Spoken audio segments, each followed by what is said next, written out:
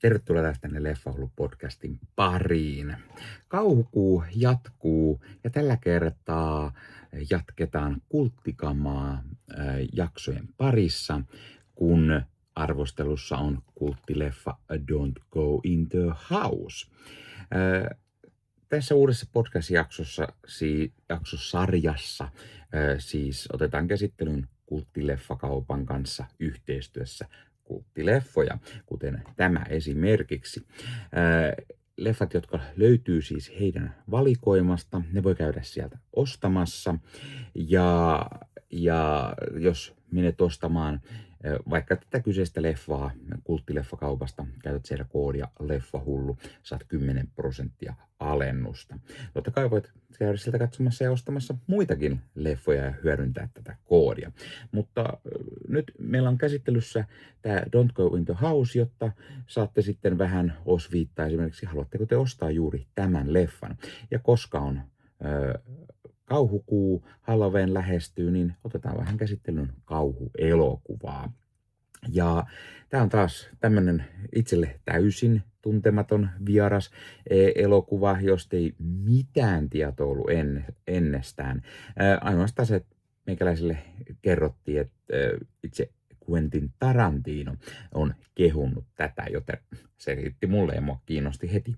Joten sen takia mä halusin ehdottomasti tämän leffan arvosteltavaksi. Ja onhan tässä nyt vielä Arrow-videon julkaisu taas kerran, ja se yleensä on aika laadun tae. Ja koska tässä on siis myös aina tämä julkaisu arvostelussa, niin sen takia tässä myös puhutaan, millainen kuvanlaatu on, millainen äänenlaatu tai mitä ekstroja tästä löytyy. Ennen kuin puhutaan enemmän, niin täytyy pikaisen vielä mainita, että hei, jos katsot YouTuben puolelta, niin pistä peukku, jos tykkäät tästä, pistä kanavatilaukseen, muistokellosta päälle, näitä aina, koska tulee uutta sisältöä, ja se totta kai auttaa myös kanavaa, joten kiitos kaikille, jotka olette kanavan tilaajia. Ja jos haluatte auttaa lisää kanavaa, niin Leffahullu YouTube-kanavan jäseneksi voi liittyä. Kanavan jäsenet näkee ennakkoon videoita, siellä on aimo annos kaiken näköistä videota tällä hetkellä katsottavaksi, joten kannattaa käydä vilkuilemassa. Ja jos olet kanavan jäsen, niin totta kai myös tuet kanavaa ja saat sitten nimesi johonkin videoon tuonne tai jotain. Ja sillä tavalla saat aina näyttää muille, että olet kanavan jäsen. No joo, se siitä. Nyt puhutaan elokuvasta Don't Go in the House. Tämä oli tosiaan itselle täysin entuudestaan tuntematon leffa, ja tämä on paljon tämä muistuttaa paljon tämmöistä indie-kauhu TV-elokuvaa. Siinä on paljon sitä fiilistä.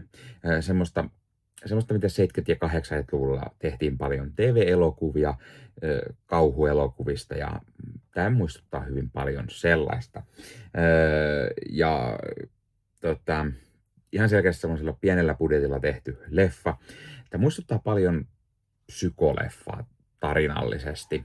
Päähahmo on vähän Norman Bates-tyylinen, jolla on pikkusen pahoja äitiongelmia.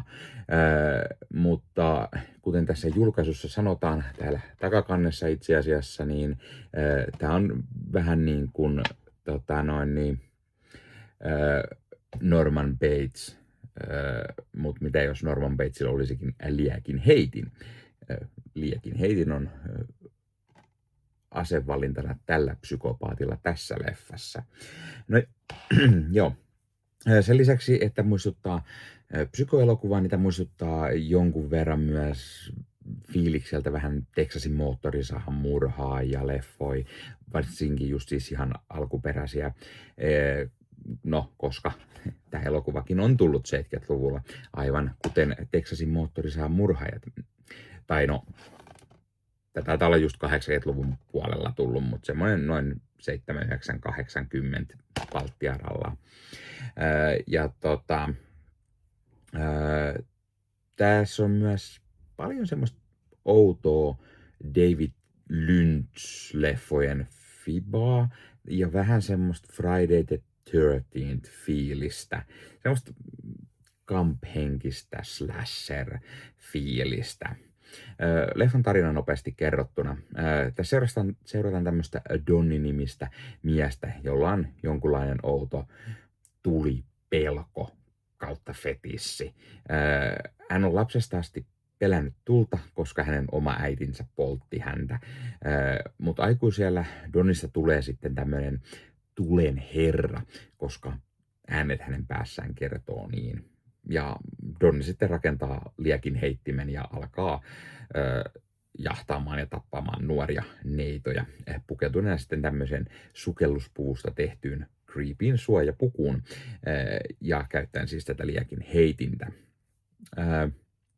Leffa on vähän semmoinen, että alussa tapahtuu murhia, sitten tulee pitkän pitkä rauhallinen jakso, jossa tämä Donnie kokee ehkä vähän näitä omia demoneitaan, mutta se on todella tylsää ja väsynyttä. Leffan musat tässä on ihan hyvät. Tulee paljon semmoista kauhuskorea, mutta on myös kunnon diskomusaa, 70-luvun rockia, mikä toimii tosi hyvin. Ja mä kyllä ymmärrän, minkä takia Tarantino pitää tästä leffasta. Tässä on paljon sellaisia, mitä hänenkin leffoissaan vähän niin kuin nähdään ja semmoista niin kuin tyyliä. Mutta mulle tämä ei oikein uponnut. Tässä leffassa on ensinnäkin aivan liian vähän kuolemia, kauhuleffaksi ainakin. Siis tässä ei oikeastaan näytetä kuin varmaan yksi kuolema. Tässä näytetään, että kaveri tappaa, siis, tai niin kuin annetaan se fiilis, että kaveri tappaa enemmän, mutta tässä ei oikeastaan näytetä varmaan kuin se yksi kuolema. Mä en tiedä, että oliko se vähän niin kuin liian kallista tehdä näitä kuolemia, koska kaverihan käyttää liekin heitintä. Eikö sitä otettu huomioon, koska tällä on aika pieni budjetti tällä leffalla.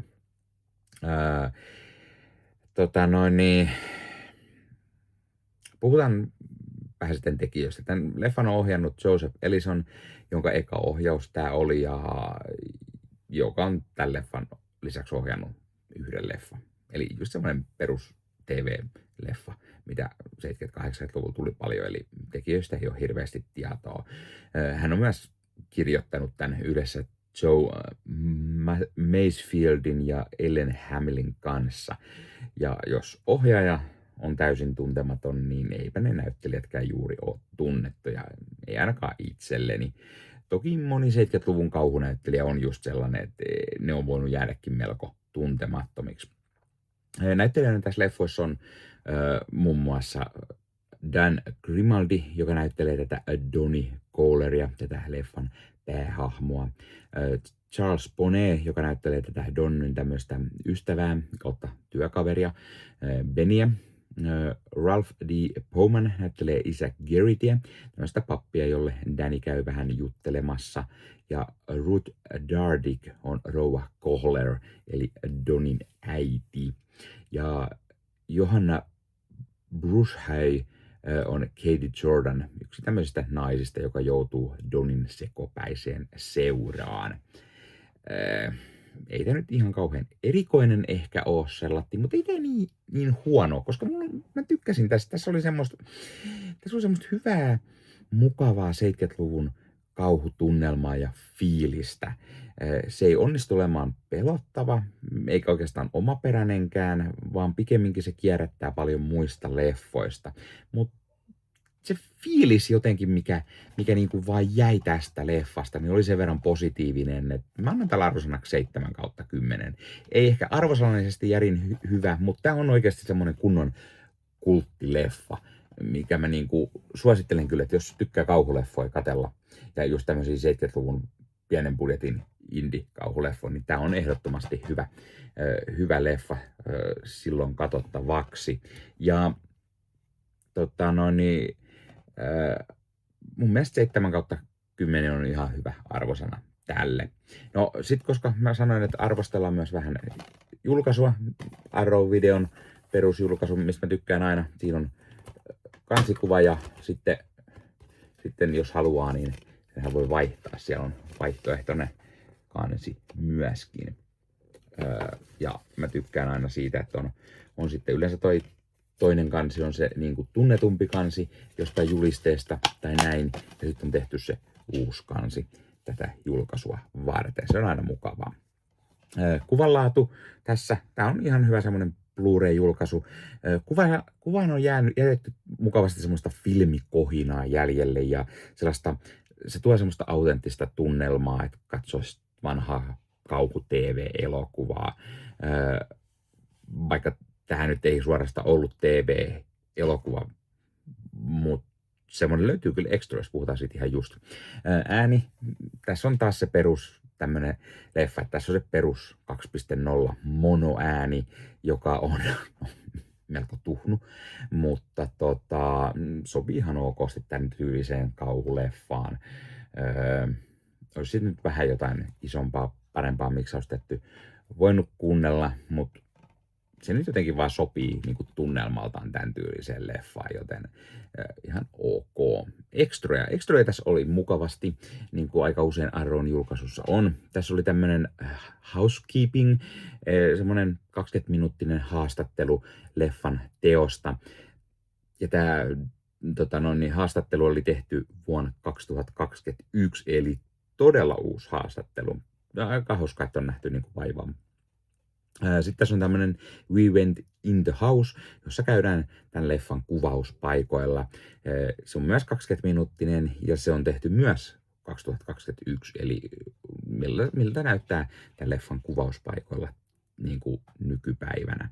Sitten on tämmöinen 10-minuuttinen Dan Grimarin haastattelu, joka oli vuodelta 2005, eli tämän päänäyttelijän haastattelu. Ja sitten lisämateriaaleissa on myös TV-versio, eli tässä julkaisussa on 2 versioa. On 83-minuuttinen ja 89-minuuttiset versiot. Ja tämä TV-versio on niinku just semmoinen, että se on editoitu, sitten on leikelty pahoja kohtauksia, alastomuutta, jotta saadaan sitten sopivammaksi näyttää se TV:ssä silloin 80-luvulla. Ja sitten mukana on traileria ja kuvakalleria, eli tahtoa semmoista Arrow-tason lisämateriaalia. Eli mä tykkäsin, se on ihan hyvät ja mielenkiintoisia dokkareita, niin voi tosiaan katella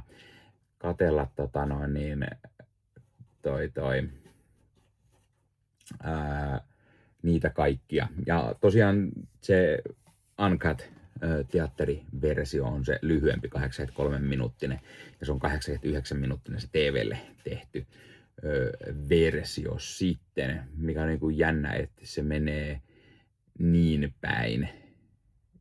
Eli onko siellä sitten kuitenkin niin kuin jotain enemmän? Olisi pitänyt katsoa varmaan sekin versio. No, perhana. No, semmoista se joskus on.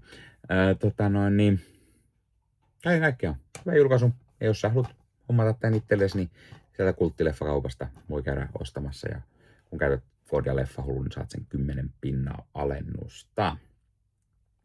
Noin, tää oli tämmönen arvostelu tällä kertaa. Laita kommentteja. Onko sä nähnyt Don't Go in the House-leffaa? Mitä mieltä sä oot siitä? Tykkäät et? Miksi et? Tai miten sä muuten tykkäät? Katsoitko sä paljon tämmösiä pienemmän budjetin 70-luvun kauhuleffoja, mitkä vaikuttaa ehkä just siltä, että se on tehty suoraan televisioon.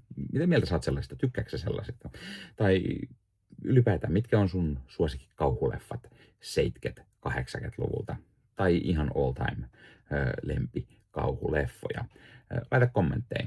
Ja totta kai täytyy mainita, hei, että ota Leffahullu somekanavat haltuun, Instagramiin, TikTokiin, Facebook-sivustoa, Facebook-ryhmä Leffahullut ja kaikki niin saa laittaa kommentteja tai YouTube, Spotify, ihan miten vaan. Noniin, tämä Leffahullu podcast tällä kertaa. Ei muuta, ensi kertaa. Moro!